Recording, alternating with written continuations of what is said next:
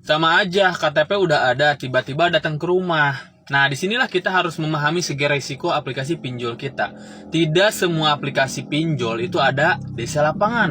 Karena tiap aplikasi itu beda-beda. Ada yang ada DC Lapangan, ada yang enggak. Makanya kita harus memahami supaya kita nggak ketakutan dengan sesuatu hal yang kadang di sini belum tentu ada. Gitu kan, seperti itu. Di sini juga saya akan memberikan tips sedikit untuk teman-teman supaya teman-teman tidak takut dengan DC Lapangan, ya. Kenapa? Karena di sini juga ketakutan itu sebenarnya kena ketidakpengetahuan kita aja. Pertama, tips dari saya, kalau memang teman-teman supaya tidak takut, kalian itu jujur dulu.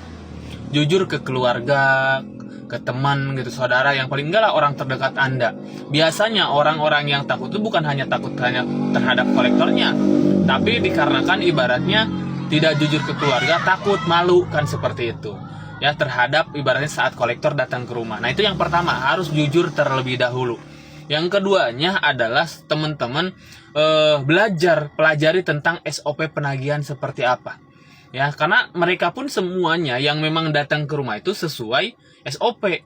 Nah, justru kalau memang ada oknum-oknum yang tidak sesuai SOP, tapi kalian tahu tentang SOP-nya, maka kalian bisa melakukan tindakan perlawanan. Ya, terutama secara SOP yang berlaku.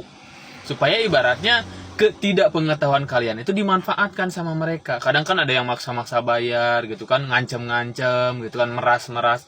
Nah, kita harus memahami hal itu supaya kita ibaratnya bisa menghadapinya.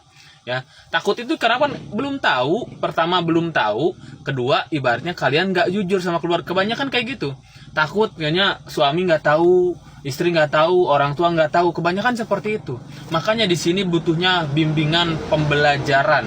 Bagaimana cara menghadapi kolektor. Semua kolektor pun ibaratnya itu ada SOP-nya. Dan segala bentuk hukumnya pun sudah jelas. Jadi nggak ada yang perlu ditakutkan. Ya, nggak ada yang perlu ditakutkan sama sekali. Itu karena takut itu karena memang nggak tahu aja. Makanya kita belajar di sini. Saya pun di sini membimbing teman-teman untuk ibaratnya bisa melewati fase gagal bayar itu sendiri, termasuk menghadapi kolektor lapangan. Karena semuanya juga hanya fase.